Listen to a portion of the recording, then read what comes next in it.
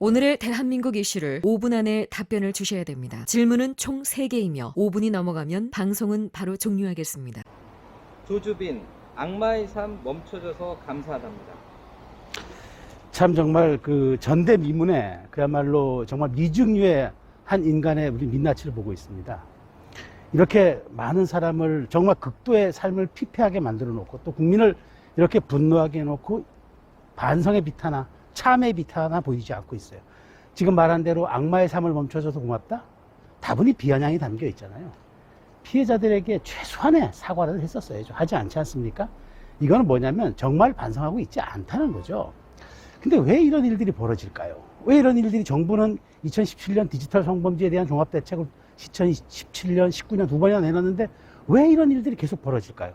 결국은 국민들이 나서서 이렇게 온라인상에서 어마어마한 분노의 에너지를 촉발해야 비로소 돌아보는 이런 비극은, 이런 참담함을 어떻게 이제 우리가 잘라내야 될까요? 저는 이것은 강력한 처벌, 또 그 처벌의 제도화, 그거밖에 없다고 생각을 합니다. 이번 이 조주민이가 하는 행동을 보세요. 본인이 그 처음으로 카메라 앞에 모습을 드러내면서 손석희 등 유명 인사를 거론하는 아주 물타기 전법을 쓰고 있잖아요. 교활한 거예요. 그리고 조주민이가 이렇게 지금 잡히고 난 이후에도 이런 유사한 방들이 계속 지금 운영되고 있다는 거 아닙니까? 계속 저기 반복이 이루어지고 있다는 건 우리 사회가 뭔가 이것에 대한 지금 초동 대처라든가 방법이 잘못되어 있다는 것을 저는 방증하는 거라고 생각합니다. 저는 차제에 이 처벌의 제도와 강력한 처벌의 제도를 얘기했는데 이런 정부가 솜방망이 이런 처벌을 한다면은 이런 게 이루어지지 않아요. 이거는 인간의 돈과 인간의 삐뚤어진 욕망 그리고 그 집착과 어떤 기형적인 이런 욕망들이 맞물려는 이런 사안들이거든요. 이것은 어떤 교화나 계몽으로 되지는 않아요. 강력한 처벌만이 이거는 이 재발을 막을 수가 있는 거죠.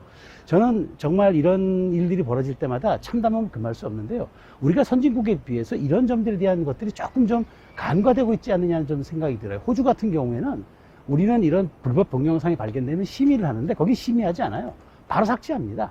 근데 우리는 어떤 여러 가지 이유를 들어서 한번 들여다보는 그런 정책을 취하고 있는데 저는 그게 참 한번 이번에 돌아봐야 된다고 생각하고 이번에 방송통신위원장이 여기 관련된 불법 이런 성착취 불법 동영상을 뭐 최소한 보거나 뭐 다운로드 받거나 하는 사람들 26만 명에 대해서 공개할 용의가 있고 또 공개할 수도 있다는 이런 얘기를 했어요. 어쨌든 이것은 우리 국민이 어떤 양심과 이런 것에 대해서 호소해서 될 문제가 아니라 이것은 정확한 명확한 범죄고 이런 범죄는 강력한 처벌에 의해서만이 근절될 수 있다라는 인식을 가져야 되는 문제입니다.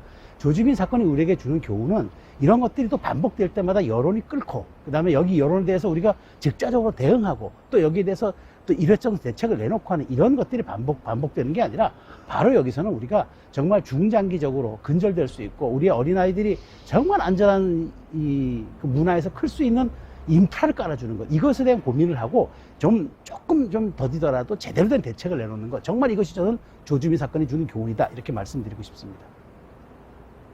4월 6일 개학이 다가오고 있습니다. 정말 또 다른 이제 고민에 우리가 직면하고 있는데요. 이 개학이라는 게 개학을 하는 순간 우리 사회가 이제 이 코로나 대응이라는 게 일상적 방역으로의 전환을 가져다주는 이제 어떤 전환점이다 이렇게 저는 얘기를 합니다. 왜냐하면 개학이 가져다주는 파급 효과가 엄청나게 많거든요. 이른바 돌봄에서부터 학원, 그 다음에 그 방과후, 그 다음에 우리 어떤 산업에 교육 산업에 이르기까지 되게 맞물려 있는 대단히 의미가 큰 거예요. 그래서 저는 이게 어떤 우리가 교육 당국만이 고민할 수 있는 사안이 아니고 이것은 우리가 높은 수준의 사회적 합의로 결정이 돼야 된다. 저는 그 말씀을 드리고 싶은 게 왜냐하면 이제 이런 것들이 한번 하게 되면 되돌릴 수가 없잖아요. 자, 그러면 학교에서 발생했을 때 우리가 지금 발생했을 때 확진자가 발생했을 때 그러면 어떻게 우리가 대응을 하고 또 그러면 학교의 문을 닫든가 폐쇄하든가 이런 것들에 대한 기준점을 어떻게 둘 것인지 자 그러면 확진에 대한 것들과 어느 정도 우리가 이것을 방역에 대해서 할 수 있는 우리의 역량을 어느 정도 기준으로 둘 것인지 이런 세세한 것들이 저는 검토가 돼야 된다고 봅니다. 단순히 지금 우리가 경제적 이유도 사실 있어요. 지금 우리 사회가 지금 이 코로나로 인한 미중의 경제 위기에 빠져 있는데 이것에 대한 탈출구가 사실 개학이 될 수도 있죠. 그런데 그런 한 측면만 보면 좀 안 된다는 제가 말씀을 드리고 싶고요. 근데 어쨌든 어린아이들의 우리 참 이 안전이 굉장히 중요하잖아요. 그리고 우리에게 말하자면 코로나의 대응 전과 후는 개학을 통해서 저는 달라질 거라고 생각이 됩니다. 그렇기 때문에 이 문제는 한번 우리 방역당국, 그러니까 교육당국뿐만 아니라 방역당국 전문가들이 모두 높은 수준의 합의를 이루어야 된다고 보고 차제 교육당국은 만일 합의되었을 때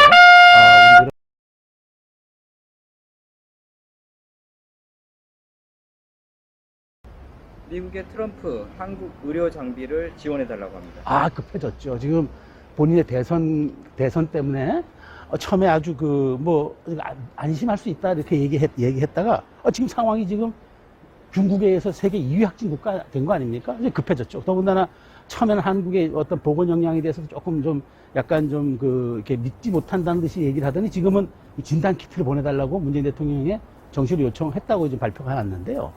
저는 어쨌든 그 트럼프 대통령이 이제서나마 만시지탄의 감은 있지만 여기에 대한 적극적인 대응을 좀 하겠다는 터닝 포인트로 저는 생각을 합니다. 그리고 이 기회에 우리 진단 키트 같은 경우는 전 세계적으로 86개국이 여기에 대해서 이제 협조를 요청하거나 또 이제 지원을 요청했다 이런 얘기들 보도들이 나왔는데, 저는 우리나라 입국을 막는 나라가 100여 개국이 넘다가 또 이 진단 키트에 대해서는 이렇게 또 많은 사람들이 또 많은 국가들이 도움을 요청하는 거는 이제는 이제 모든 것들이 이제는 글로벌화 돼 있기 때문에 한국의 이렇게 이 의료 진단 역량에 대한 세계 높은 평가가 오히려 미국의 어떤 이런 이제 진단 요청을 함으로써 전 역량을 과시하게 됐는데 말이죠.